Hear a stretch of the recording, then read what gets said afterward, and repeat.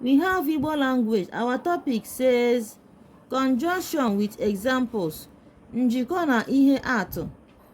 What is conjunction? A conjunction is a word that joins two or more words and sentences together. Gịnị bụ njikọ? Njikọ bụ okwu jikọrọ mkpụrụ okwu ma ọ bụ ahịrịokwu abụọ ọnụ. Conjunction uses na as a key word to work. Ọ bụ na ka njikọ ji arụ ọrụ. Last time we learned about how we use na in preposition and the rules. N'oge gara aga, anyị mụrụ ka eji na-eme n'ahịrịokwu mbụ ụzọ.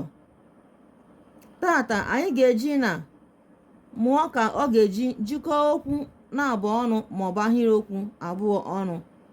Example: here conjunction joins two words together.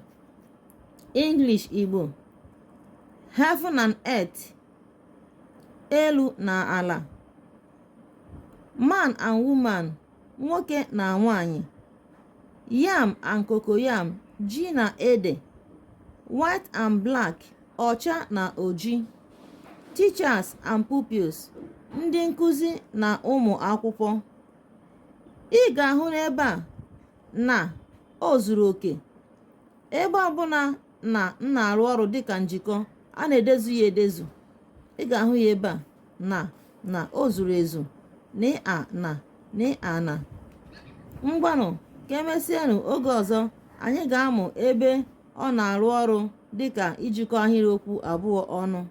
Ka emesienụ tụsara anyị ozi a.